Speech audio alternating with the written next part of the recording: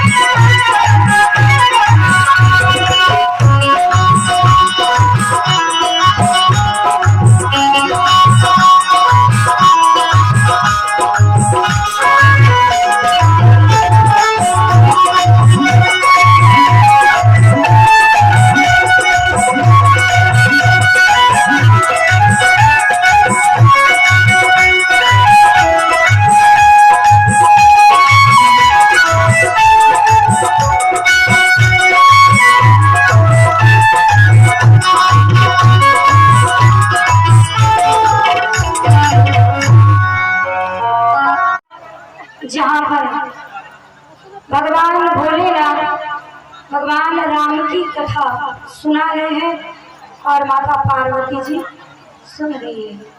भगवान शंकर पार्वती जी से कहते हैं, देवी जो इस भवसागर से पार जाना चाहता है उसके लिए राम कथा बहुत जरूरी है कि भवसागर से पारे जो पावा, सागर से पारे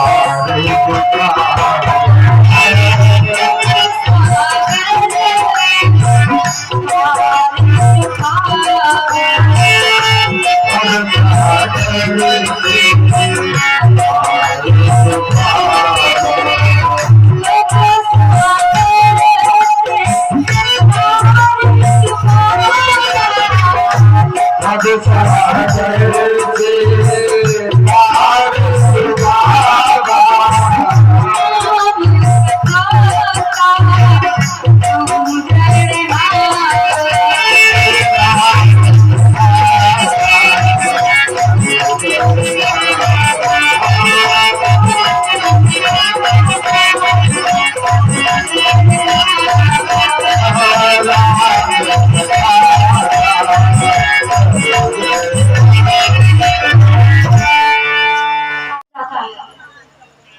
देवताओं ने कहा ज्यादा नहीं, एक की बुद्धि आपको बिगाड़ना है, अयोध्या वालों का काम बिगड़ेगा और हमारा काम बन जाएगा।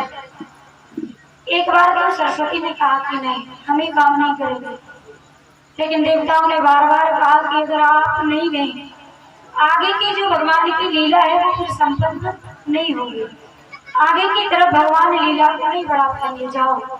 आज सरस्वती जी आती है, सारी अयोध्या में ऐसा कोई नहीं मिला, एक अंत में मिल गया। कौन? महारानी कहते कि एक दासी है जिसका नाम है मंथरा। अयोध्या वाले बड़े प्रसन्न है, महाराज दशरथ बड़े प्रसन्नता के साथ आज भवन में आए, विचार करते हैं ये खबर हम कैकेयी को जाकर के स्वयं बताएंगे, ये खबर कैकेयी से स्वयं जाकर के कहेंगे तो महारानी कैकेयी बड़ी प्रसन्न हो गई। क्यों? क्योंकि कथा हम और आप सुन ही चुके हैं कि कौशल्या से ज्यादा अगर राम को कोई प्रेम करता है तो वो है कैकेयी। आज दशरथ जी ने कहा अगर हम कैकेयी को जाकर के कहेंगे तो कैकेयी बड़ी प्रसन्न होगी और ये खबर हम स्वयं जाकर के कहेंगे, किसी और से नहीं कहलवाएंगे। और आज यही सोच करके महाराज दशरथ जैसे ही महल में आए, इधर महल में घटना घट चुकी थी। क्या? मंत्रा जब ये खबर सुनती है, कैकई के पास पहुंचती है और कैकई से कहती है कि महारानी, आपके जीवन में अब कांटों पर चलने की बारी आ गई है। मानो आपके जीवन में वो कांटे ही कांटे हैं। कैकई ने कहा, ऐसा क्यों? मंत्रा ने कहा, इसलिए क्योंकि मैंने सुना है कि कल राम को राजा बनाया जा रहा है। कैकई ने सुना, बड़ी प्रसन्न हुई। और एक बार तो तुलसीदास जी कहते हैं, कैकई इतनी प्रसन्न हुई, जो मड़ियों की माला गले में पहनी थी वो उतारी और मंत्रा को दी। तूने इतनी बढ़िया खबर मुझे दी है, तो ले, ये मेरी तरफ से रख ले। मंत्रा ने कहा, ये तो उल्टा हो रहा है, मैं करनी तो कुछ और नहीं। मंत्रा ने कहा कि महारानी, अब आप अपने दिमाग से काम लो। क्यों? क्योंकि अगर राम राजा बन गए, तो कैकई ने कहा, अगर राम राजा बनेगा तो हम भी तो राजमाता कहलाएंगे, क्योंकि वो हमारा पुत्र है। मंत्रा ने कहा, तुम राजमाता नहीं कहलाओगी, राजमाता तो कौशल्या ही कहलाएंगी, आप नहीं कहलाओगे। कैकई ने कहा, भले नाम के लिए कौशल्या राजमाता होंगी, लेकिन राम कहना तो मेरा ज्यादा मानता है, और राम कौशल्या से ज्यादा मुझे मानता है। मंत्रा ने कहा कि ये समय है, राम अभी तक राजा नहीं बनी, इसलिए आपको मान रहे हैं, और जब राजा बन जाएंगे तो फिर आपको नहीं मानेंगे। तो ज्यादा देर तक तो फर्क नहीं पड़ा, लेकिन कहा जाता है कि बार बार अगर एक ही बात सुनने को मिले तो एक बार तो सोचने पर मजबूर हो ही जाते हैं। एक बार सोचना चाहिए, क्या ये सत्य तो नहीं है? आज बार बार मंत्रा ने कहा, बार बार कहा, तो एक बार कैकई को लगा कि एक बार तो मुझे विचार कर लेना चाहिए, ये सच है। और कैकई की धीरे धीरे आज बुद्धि बिगड़ी। क्या? तो अब देख, मुझे कुछ भी करना पड़े, अब मैं राम को राजा नहीं बनने दूंगी। मंत्रा ने कहा, लेकिन ये बात राजा से आप मनवाओगी कैसे? कैकई ने कहा, इसकी चिंता मत करो, क्योंकि महाराज पे मेरे 2 वरदान उधार हैं, मैं जब चाहूं तब मांग सकती हूँ। उन वरदानों का फायदा मैं यहीं पर उठा लूंगी। आज दरबार से अवधेश जैसे ही आए, महलों में आए, कैकई के कक्ष में गए। पहले राजा महाराजाओं के भवन में एक कक्ष होता था जिसका नाम रहता था कोप भवन। कोप भवन क्यों रहता था? क्योंकि बहुत सारी रानियां रहती थी, और जो रानी राजा से नाराज होती थी वो रानी जाकर के कोप भवन में बैठ जाती थी, ताकि महाराज समझ जाते थे कि ये रानी हमसे नाराज है। कैकई के कक्ष में जाकर के देखा, महारानी कैकई नहीं थी। अन्य जगह पर जाकर के देखा, कहीं नहीं मिली। तो महाराज आवाज लगा रहे हैं, समझना हुआ महाराज। इन्होंने पूछा कि महारानी कैकई कहाँ है? मंत्रा ने बताया, वो तो कोप भवन में बैठी हुई है, जाओ कोप भवन में जाकर देखो। आज महाराज को लगा कि इतना खुशी का दिन है आज कैकई को क्या हो गया? हो सकता है किसी ने कुछ कह दिया हो, एक बार हम जाकर के पूछते हैं क्या बात है। तो कहा जाता है कि पहले कोप भवन बहुत जरूर बनते थे, अब आजकल क्यों नहीं बनते? क्योंकि रानी तो आज भी है, लेकिन आजकल कोप भवन इसलिए नहीं बनते क्योंकि पहले की जो रानियां थी वो महीने में कभी कभी रूठती थी, और आजकल की पत्नियां दिन में 4 बार रूठती हैं। तो उनके लिए कोप भवन की जरूरत नहीं है, उनके लिए पूरा भवन ही कोप भवन के समान है, पूरा मकान ही कोप भवन के समान है। आज कैकेयी को भवन में विराजमान महाराज दशरथ जैसे चलना चाहते हैं। भगवान शंकर कहते हैं देवी अवधेश आगे की तरफ पग बढ़ा रहे हैं लेकिन बढ़ नहीं रहे। विचार करते हैं आखिर बात क्या है। धीरे धीरे को भवन में जब पहुंचे कैकेयी को देखा पुराने वस्त्र पहने हुए हैं, अपने आभूषण उतार दिए हैं। आज महाराज ने देखा, कैकेयी से पूछा महारानी क्या बात है। कैकेयी ने कहा कि देखो आज तक तो हमें लगता रहा कि आप हमसे प्रेम करते हो, लेकिन आज पता चला आप हमसे बिल्कुल भी प्रेम नहीं करते। महाराज दशरथ ने कहा कि महारानी आपको नहीं करता, ये बात तुम नहीं जानती हो। ये बताओ आज आपके चेहरे पर उदासी कैसे? किसी ने कुछ कहा? अगर किसी ने कुछ कहा होगा आप एक बार इशारा कर दो, जिसने आपसे गलत कुछ बोला होगा हम उसकी जिह्वा को निकलवा लेंगे। अगर गलत निगाह से नजर उठा करके किसी ने आपकी तरफ नजर डाली है उसकी आंखें निकलवा लेंगे। एक बार कहो बात क्या है? तो कैकेयी ने कहा याद है आपसे मैंने आज तक मांगे नहीं है, आपसे मुझे 2 वरदान मांगना है, आपके ऊपर ये मेरी उधारी है। महाराज दशरथ ने कहा कि कैकेयी इतनी सी बात को लेकर के इतना ड्रामा करने की जरूरत नहीं थी। एक बार आकर के मांग लेती, अगर मैं ना देता तो कहते ये मैं भी जानता हूँ कि मैंने आपको वचन दिया था। अगर आपकी इच्छा है तो अभी मांग लो, हम देने के लिए तैयार हैं। पार्वती जी ने कहा भगवान शंकर से प्रभु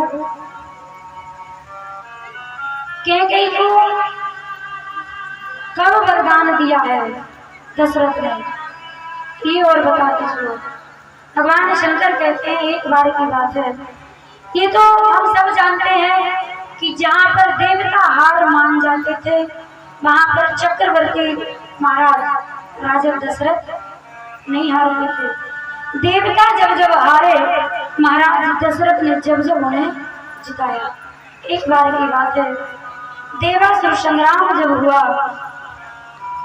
देवता और दैत्यों का युद्ध जब हुआ, देवता जब हारे तो देवताओं ने अपनी सहायता के लिए महाराज दशरथ को आमंत्रित किया। और आज महाराज दशरथ जैसे तैयार होकर के युद्ध करने के लिए निकले तो महारानी कैकेयी ने दशरथ जी को देखा तो कैकेयी ने कहा कि मैं भी आपके साथ में चलूंगी। क्योंकि जब कैकेयी के पिता कैकेयी ने महाराज दशरथ से कैकेयी का विवाह किया था तब 2 शर्तें रखी थी। एक तो मेरी ये पुत्री जरूर है, आज तक मैंने इसे पुत्री नहीं माना, पुत्र के समान ही इसे प्रेम किया है। और ये पुत्र के जहाँ पर भगवान भोलेनाथ भगवान राम की कथा सुना रहे हैं और माता पार्वती जी सुन रही है। भगवान शंकर पार्वती जी से कहते हैं देवी जो इस भवसागर से पार जाना चाहता है उसके लिए राम कथा बहुत जरूरी है कि भवसागर से पारे जो पावा सागर से पार जो पावा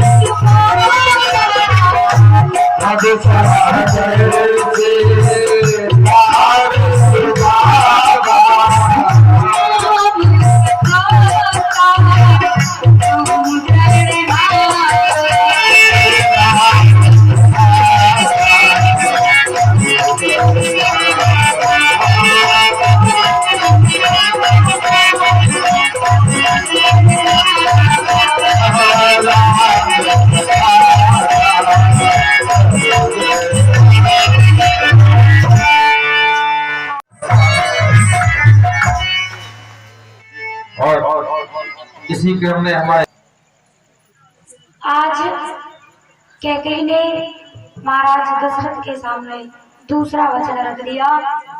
पहला तो भरत को राजा, दूसरा राम को 14 वर्ष के लिए वनवास भेज दो। 14 वर्ष राम वनवास। कैकेयी ने कहा महाराज अगर आप मुझे खुश देखना चाहते हैं तो ये 2 वचन मेरे पूरे कर दो। तो दशरथ जी को अब बड़ा बुरा लगा और आज कैकेयी को समझाया, क्योंकि जब तक हो सके जब तक सामने वाले को समझाओ। महाराज दशरथ ने एक बार तो सोचा हो सकता है कैकेयी मजाक कर रही हो सकता है कैकेयी हंसी में बोल रही हो। आज समझाते हुए दशरथ जी ने कहा कैकेयी कि मोरे भरत राम दोई आँखें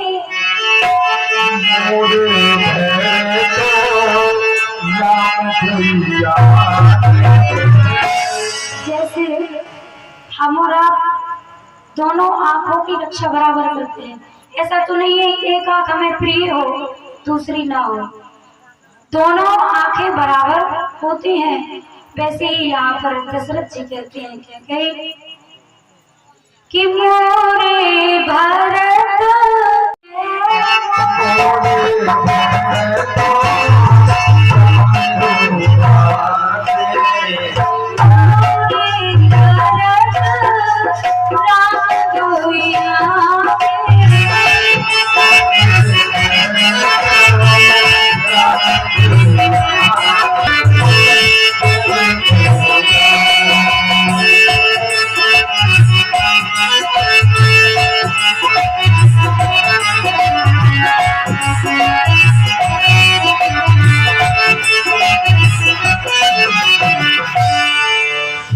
महाराज ने कहा राम और भरत में मुझे कोई भेद नहीं है, मुझे कोई अंतर नहीं है। पहला वचन तो हमने आपका खुश होकर के मान लिया है। आपका कहना है राज तिलक भरत को किया जाए तो भरत को ही होगा, राम को नहीं होगा। कैकेयी ने कहा वो तो ठीक है लेकिन देना है तो दोनों को साथ में देना पड़ेगा, दोनों वचन मेरे पूरे करो। आज महाराज दशरथ ने सुना, व्याकुल हो गए। भगवान शंकर कहते हैं जो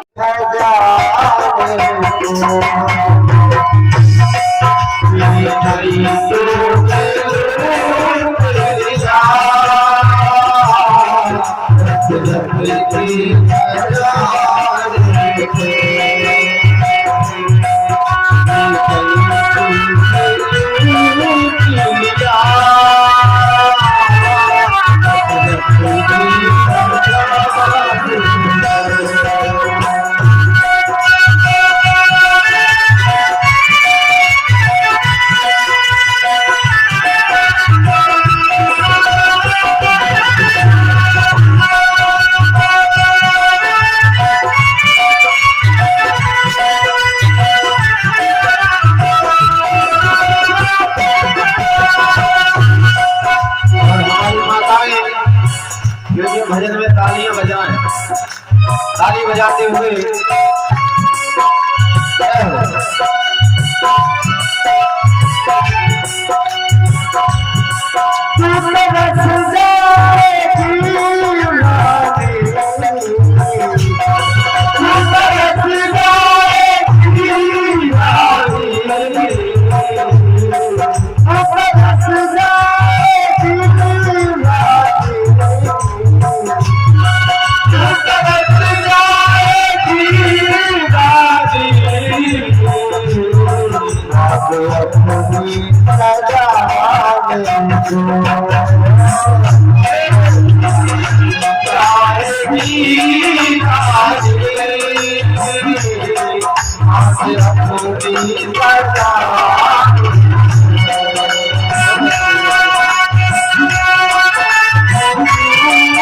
Thank you.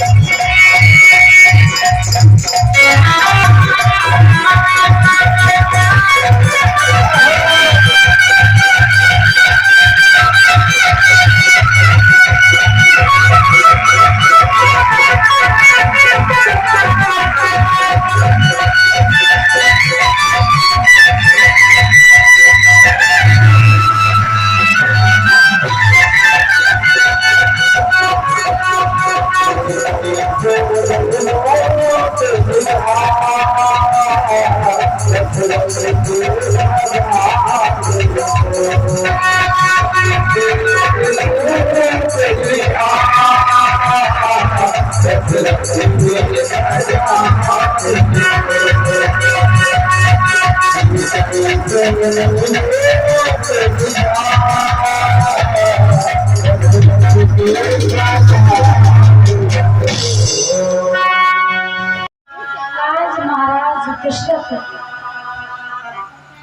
महाराज दशरथ भवन से बाहर नहीं आए।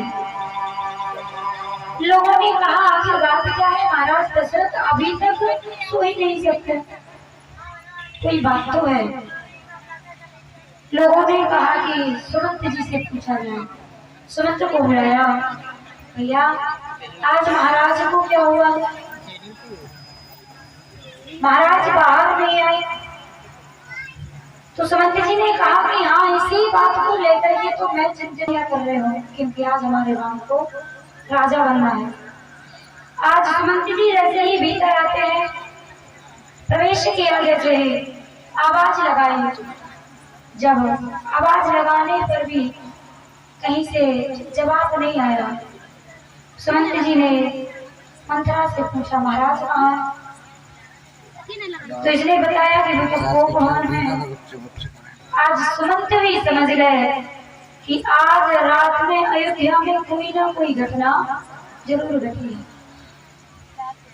महाराज इस अवसर पर और आज सुमंत जी जैसे भवन में जाकर के देखते हैं, महारानी कैकेयी बैठी हुई है, श्रृंगार बिखरा पड़ा है और महाराज दशरथ की हालत बड़ी बुरी है। सुमंत जी ने जाकर के प्रणाम किया, महाराज ने कोई जवाब नहीं दिया। सुमंत जी ने फिर से प्रणाम किया, फिर भी महाराज ने कोई जवाब नहीं दिया। अभी चलता हूँ। सुमंत जी के साथ में भगवान राम जैसे ही भवन में आते हैं, उधर देखा तो पिताजी की हालत बड़ी बुरी है। आज भगवान राम ने बार बार प्रणाम किया, लेकिन दशरथ जी ने कोई जवाब नहीं दिया। राम बार बार पूछ रहे हैं, जब कोई जवाब नहीं आया, कैकेयी से पूछ लिया, माँ आप यही कारण बता दो, पिताजी इतने दुखी क्यों हैं? कैकेयी ने इतना ही कहा कि राम आप ही समझ लो, महाराज की अगर ये हालत हुई तो केवल आपके कारण हुई, इसका कारण आप हो। तो राम को बड़ा बुरा लगा। राम जी ने कहा कि मेरी वजह से, मैंने तो अपनी नजर में कोई गलती नहीं की है, आखिर मुझसे क्या अपराध हो गया? तो महाराज तो उस हालत में थे नहीं कि राम जी से कुछ कह सके। कैकेयी ने ही सारी बात बता दी। कहा कि देखो, आपके पिताजी से मुझे 2 वरदान लेने थे, आज मैंने वो मांग लिए, आज ये देने में असमर्थ हो गए। राम ने कहा ऐसा हो ही नहीं सकता, यहाँ पर जितने हमारे पूर्वज हुए हैं और जिन्होंने जो कहा है वो करके दिखाया है, क्योंकि रघुकुल चलिया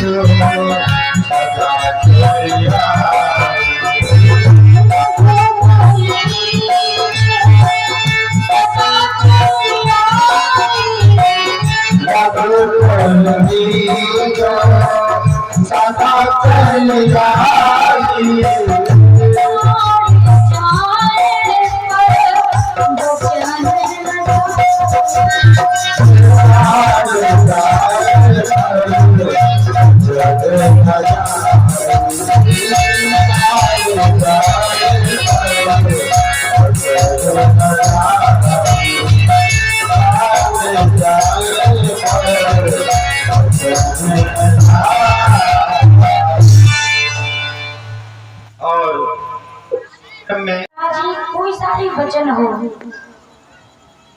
उसे करने में असमर्थ हो ही नहीं सकते। आप बताओ, आप आपने पिताजी से ऐसे कौन से वचन मांग लिए जो पिताजी उन्हें सुनकर के इतनी दुखी है? तो कैकेयी ने बता दिया राम को, राम मैंने बस इतना कहा है कि 14 वर्ष के लिए, उम्र भर के लिए तो कहा नहीं, केवल 14 वर्ष के लिए आपके लिए वनवास मांग लिया है। बस आपका नाम सुन करके और आपका नाम लेने की तभी से ये दुखी है। राम ने कहा कि मां बस इतनी सी बात, एक बार तुम आकर के मुझसे कह देती कि राम तुझे वन में जाना है, क्या मैं तुम्हारा कहना नहीं मानता? तो कैकेयी ने कहा कि मान तो जाते लेकिन आपके पिताजी से ही मुझे वरदान लेने थे। और आज भगवान राम ने सुना कि पिताजी दुखी केवल मेरे कारण है, और आज राम को लगा कि इससे अच्छा तो मैं हुआ ही ना होता, कम से कम मेरी वजह से मेरे पिता के हृदय को ठेस तो ना पहुंचती। और राम ने आज तुरंत निर्णय लिया, तुरंत मां से कहा, मां पिताजी कहें या ना कहें, मैं आपको वचन देता हूँ कि मैं 14 वर्ष के लिए वन में जरूर जाऊंगा, मैं जरूर आपका कहना पूरा करूंगा। इधर भगवान शंकर कहते हैं पार्वती, क्योंकि पार्वती जी भी भगवान शंकर से पूछ रही है कि प्रभु एक बात बताओ, मांग रही है तो 14 वर्ष ही क्यों, 13 वर्ष भी कह सकती थे, 15 वर्ष भी कह सकते थे, आखिर 14 ही क्यों? बार बार कैकेयी ने कहा कि 14 वर्ष के लिए राम को भेजा जाए। शंकर जी ने कहा कई कारण है, एक तो यही कारण है कि रावण की मृत्यु निकट आ रही है, रावण की 14 वर्ष ही आयु रह गई है, और कैकेयी जानती है कि ये मेरा पुत्र है, ये जो राम है कोई साधारण पुत्र नहीं, क्योंकि कथा आप सब जानते हैं कि जब भगवान राम छोटे थे तो एक बार कैकेयी को एकांत में बिठा करके उन्होंने बात की कि माँ एक वचन तू मुझे दे कि जो मैं कहूंगा सो तू करेगी। वहां पर कैकेयी ने राम को वचन दिया था, राम तेरी सौगंध खा के कहती हूँ जो तू कहेगा वो मैं करूंगी। तो राम जी ने भी कही, हालांकि कैकेयी को उस वक्त बड़ा दुख हुआ। कैकेयी ने कहा, राम तू मेरा पुत्र है, मैं माँ हूँ, और ये संसार जानता है कि पुत्र कुपुत्र हो सकता है लेकिन माँ कभी कुमाता नहीं होती, माता कभी कुमाता नहीं हो सकती। मैंने अगर आपको वन में जाने को कहा तो माँ बेटे का जो संबंध है वो खराब होगा। राम ने कहा कि ये तो है, लेकिन माँ अगर तुम साथ नहीं दोगी तो मेरी लीला संपन्न नहीं होगी, तुम्हारे अलावा ये भूमिका कोई निभा भी नहीं सकता, आपके अलावा ये कोई कर ही नहीं सकता। तब कैकेयी ने कहा था कि ठीक है, मुझे दुनिया की नजरों में चाहे गिरना पड़े लेकिन मेरे राम की लीला पूरी होनी चाहिए। और आज उसी कारण से कैकेयी को दुख है कि राम वन में जा रहे हैं, लेकिन प्रसन्नता इस बात की है कि कम से कम मेरी वजह से राम की लीला संपन्न तो होगी। मुझे पक्ष में रहना पड़े या विपक्ष में रहना पड़े, मेरे राम का जो खेल है वो तो पूरा होके ही रहेगा। और आज आप चौपाई भी पढ़ो, उसमें लिखा है तापस वेश विशेष उदासी। कैकेयी जानती है केवल राम वन में जाए और इसकी लीला पूरी हो जाए हो ही नहीं सकता। अगर कैकेयी ये कहते कि लक्ष्मण को भी वन में भेजो, सीता को भी वन में भेजो, तो वचन तो दो मांगना है। हालांकि एक भरत को राजतिलक कराने में चला गया, बचा एक। कैकेयी ने सोचा तीनों को वनवास मांगना है लेकिन वचन मेरे पास एक है, अब बात बनेगी कैसे? तो महारानी कैकेयी बड़ी चतुर है, एक बार में ही तीनों को वनवास मांग लिया, इशारा कर दिया। तापस वेश विशेष उदासी, यानी तापस तपस्वियों का रूप धारण करके सीता जी की तरफ इशारा करते हुए कहते ने कहा, तापस वेश विशेष उदासी, उस दासी को भी साथ में भेजना है, तब राम की लीला संपन्न हो पाएगी। क्योंकि कैकेयी भी जानती है और ये सच है, अगर लक्ष्मण जी साथ में नहीं जाते तो मेघनाथ का वध नहीं होता। क्योंकि मेघनाथ को वरदान में मिला था, आपको वही मार सकता है जो 14 वर्ष तक है कि लक्ष्मण जी हो सकता है तुम झूठ बोल रहे हो। लक्ष्मण जी ने कहा नहीं, अगर आप चाहो तो जितने दोने आपने दिए हैं वो सारे सुरक्षित रखे हैं, आप गिनती कर सकते हो, मैंने एक दिन भी कुछ नहीं खाया। लेकिन जब गिनती की तो कुछ दोने कम निकले।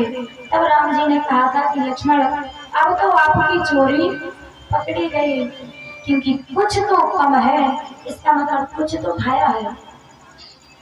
लक्ष्मण जी ने कहा कि भैया मैंने कभी भी कुछ नहीं पाया, माना कि कम है, लेकिन उनका भी कारण दूसरा है।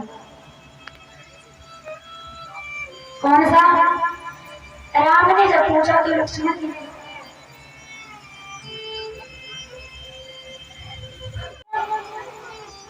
का दोना कम है। किस दिन का?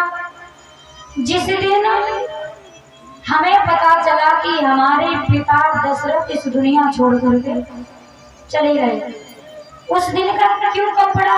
क्योंकि भैया याद करो, उस दिन आपने भी कुछ नहीं खाया था, और जब आपने नहीं खाया था तो दोना तैयार किए ही नहीं थे,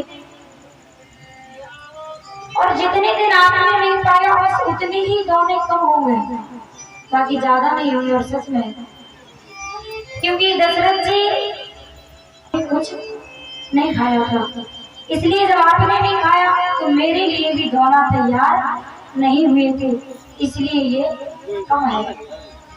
यहाँ पर शंकर भगवान कहते हैं पार्वती जी कैकेयी ने बड़ी चतुराई के साथ में काम लिया और एक साथ में तीनों के लिए 14 वर्ष के लिए वनवास मांग लिया। भगवान राम सुनते हैं, दौड़ करके कौशल्या जी के पास आए। कौशल्या जी ने राम को देखा, राम आज तो तू राजा बनेगा। राम ने कहा कि माँ तू तो जानती है कि मैं यहाँ का राजा नहीं हूँ। कौशल्या जी ने कहा क्यों? ये अयोध्या तेरे पिता की है, और जो हमारे पिता का होता है उस पर अधिकार हमारा होता ही है। जो पिता का होता है उस पर अधिकार एक पुत्र का ही होता है। कौशल्या जी ने कहा राम ये अयोध्या तुम्हारे पिता की है, और जब तुम्हारे पिता की है तो तुम्हारा पूरा अधिकार है। राम ने आज इशारा किया कौशल्या की, माँ अगर बात यह है कि पिता की संपत्ति पर एक पुत्र का अधिकार है, तो ये बात तो तू भी जानती है कि मैं दशरथ का पुत्र नहीं हूँ, था लेकिन अब नहीं हूँ। क्योंकि कथा सब जानते हैं, जब जटायु जी ने दशरथ जी के प्राणों को बचाया था तो जटायु जी से दशरथ जी ने कहा मांग लो, क्या मांगना चाहते हो, जो मांगोगे सो मिलेगा। तब जटायु जी ने दशरथ जी से एक ही वरदान मांगा था, महाराज अगर देना चाहते हो तो एक ही वचन दे दो। क्या? मेरे पास कोई पुत्र नहीं है, जब मैं इस दुनिया को छोड़ करके जाऊं मेरी इच्छा है मेरा अंतिम संस्कार आपका पुत्र करे। तब दशरथ जी ने जटायु को वचन दिया था, मेरा जो ज्येष्ठ पुत्र होगा मेरी अंतिम संस्कार कर पाए ना कर पाए, लेकिन वचन देता हूँ जटायु तुम्हारा अंतिम संस्कार वो जरूर करेगा। और दशरथ जी ये बात जानते हैं, राम मेरा था अब नहीं है, हमें दान कर दी तो हम अपनी मर्जी से आपके घर में उसे रख सकते हैं, लेकिन फिर उस पर आपका अधिकार नहीं रहेगा, क्योंकि वो वस्तु आप दान कर चुके हैं। वैसे ही राम कहते हैं कि माँ मुझे तो पिताजी ने उसी दिन दान कर दिया था जब मैंने जन्म ही नहीं लिया था, तो मेरे पिता का राज तो वन में है, क्योंकि मेरे पिता वन में बैठे हुए हैं, वो मेरा इंतजार कर रहे हैं, इसलिए मुझे जाना पड़ेगा। आज कौशल्या जी ने सुना, बड़ी दुखी हुई, लेकिन राम जी ने कहा माँ जाना तो पड़ेगा। और तुरंत राम जी आज अपने वस्त्रों को बदलते हैं, तपस्वी का रूप धारण किया और जैसे ही जाने लगे लक्ष्मण जी ने देखा, भैया कहाँ जा रहे हो? राम जी ने बताया। लक्ष्मण जी ने कहा कि जब से मैंने जन्म लिया है, जब से आपके बिना मैंने रहना सीखा ही नहीं है, और ये सत्यता है। राम की सदैव साथ में अगर कोई रहा है तो श्री लक्ष्मण जी रहे, भरत के साथ में कोई रहा है तो शत्रुघ्न। लक्ष्मण जी ने कहा भैया मैं तो आपके बिना जी ही नहीं पाऊंगा, आपके बिना जीना ही नहीं सीखा, मैं तो जरूर चलूंगा।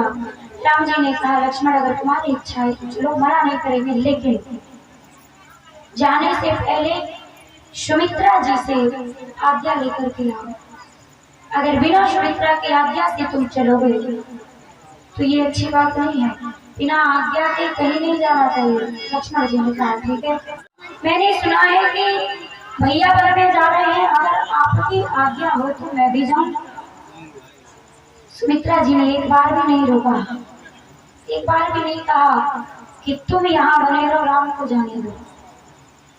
आज जैसे ही लक्ष्मण जी के वचनों को सुमित्रा जी ने सुना, प्रसन्न हो गई और कहा लक्ष्मण आज मुझे गर्व है अपने आप पर कि तेरा जैसा पुत्र मेरा पुत्र है, तेरे जैसे पुत्र की एक मैं माँ हूँ।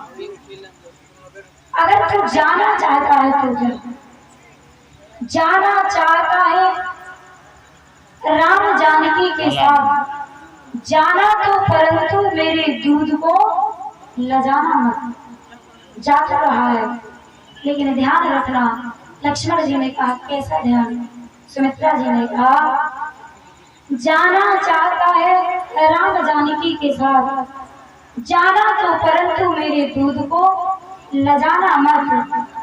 क्यों? सुमित्रा जी ने कहा सोना तो सुला के, किंतु पहले जाग जाना तुम। जब तक राम सीता ना सोई जब तक तुम सोना नहीं, उनकी सेवा करने के बाद नहीं सोना। और ध्यान रखना सोना बाद में है और जागना पहले है। लक्ष्मण जी ने कहा माँ अगर तेरा कहना है कि मैं जब तक ना खाऊं जब तक भैया भाभी ना खाएं, और तुम्हारा कहना है जब तक ना सोऊं जब तक भैया भाभी ना सोएं। आज मन में संकल्प किया लक्ष्मण ने कि माँ तू तो कहती है कि सुला के सोना, मैं प्रतिज्ञा करता हूँ कि जब तक उनके साथ रहूंगा जब तक सोऊंगा ही नहीं। और आज एक ही शिक्षा लक्ष्मण जी को दी, कुछ भी हो जाए तो राम को पीठ दिखा करके मत भागना। वन में जा रहे हो, मुसीबत आती जाती रहेगी, कभी ये भूल मत कर देना कि भैया को अकेला छोड़ करके तू अयोध्या में लौट करके आ जाए। जाना चाहता है राम जानकी के साथ जाना तो, परंतु मेरे दूध को लजाना मत। सोना तो सिला के, किंतु पहले जाना तुम। दोनों को खिलाए बिना तिनका भी खाना मत। और राम को पीठ दिखा करके लक्ष्मण फिर ये अपना मुख मुझको दिखाना मत। अगर राम को पीठ दिखा दी तो याद रखना ये मुंह मुझे मत दिखाना। लक्ष्मण जी प्रसन्न हुए, प्रणाम किया, तुरंत दौड़ करके भैया के पास पहुंचे। भैया आज्ञा दे दी। और सुमित्रा आकर के लक्ष्मण जी का हाथ पकड़ के राम जानकी के हाथ में दिया। लक्ष्मण जी से कहा आज से मैं तुम्हारी माँ नहीं हूँ, आज से जानकी तुम्हारी माँ और राम तुम्हारे पिता। ये सत्यता है, जो बड़े भाई और भाभियां होती हैं ये माँ के समान ही होती है, क्योंकि लक्ष्मण जी ने सुमित्रा में और सीता में कोई अंतर नहीं समझा। इधर तुम तो जानते हो कि पिताजी की हालत ठीक नहीं है, और ये भी पता है कि भरत शत्रुघ्न यहाँ नहीं है, और हम और लक्ष्मण भी यहाँ से जा रहे हैं, तो इन माताओं की देखभाल कौन करेगा? इन माताओं की सेवा कौन करेगा? तुम यही महलों में रहो, महलों में रह करके इन माताओं की सेवा करो, पिताजी को संभालना। सीता जी ने कहा, नाथ, जैसे जल के बिना मछली जी ही नहीं सकती, वैसे ही मैं आपके बिना नहीं जी पाऊंगी। और जब राम ने ज्यादा मना किया तो जानकी जी ने कहा, ठीक है, आप मेरे तन को तो छोड़ सकते हो, लेकिन ध्यान रखना, जैसे ही आप इस भवन से निकलोगे, समझ लेना कि मेरे प्राण इस तन से निकल जाएंगे। राम ने देखा कि जानकी जी सच में दुखी है, तो आज जानकी जी से कहा, जाओ कौशल्या जी से अपनी माँ से आज्ञा लेकर के आओ। सीता जी दौड़ती आई, कौशल्या जी से आज्ञा मांगी। कौशल्या जी इतनी व्याकुल इस बात से नहीं हुई कि राम वन में जा रहे हैं, लक्ष्मण जा रहे हैं, लेकिन जानकी जी ने जब कहा हमें भी वन में जाना है, तो कौशल्या रो पड़ी। कौशल्या जी ने कहा, ये बात अगर जनक जी को पता चलेगी तो जनक जी को क्या लगेगा? कौशल्या तो समझदार थी, राम को अगर नहीं रोक सकी तो कोई बात नहीं, लक्ष्मण को नहीं रोक पाया कोई बात नहीं, लेकिन सीता को तो ये अपने पास रख सकती थी। सीता, आपको हम नहीं जाने देंगे। सीता जी व्याकुल हुए और ज्यादा दुखी हुई। कौशल्या जी ने कहा, ठीक है, अगर ज्यादा इच्छा है तुम्हारी, जाओ।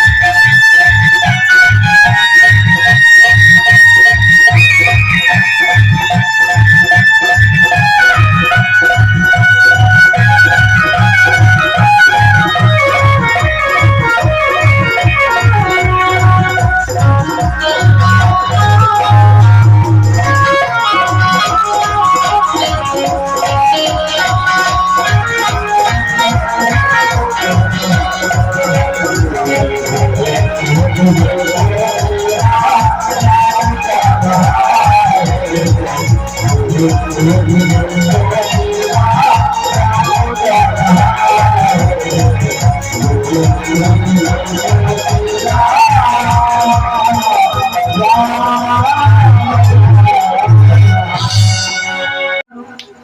भोले वाले अयोध्यावासी वहीं सो जाते हैं।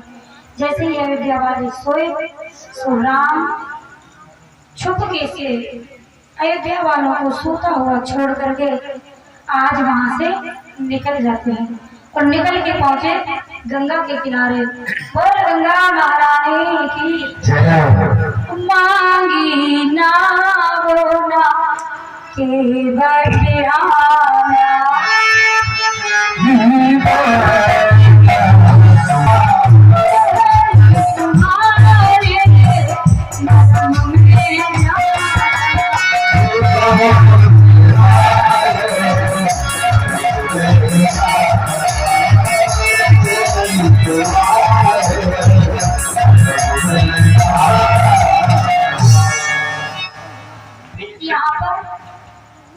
हेलो हेलो प्रिय सर कि हम आपका मर्म जानते हैं और ध्यान देना स्त्री बन सकती है तो केवट को भी वही डर है कि हमारी नाव कहीं नारी ना बन जाए। तो ध्यान देना शंकर जी कहते हैं मर्म उसे नहीं कह सकते जो सबको पता हो।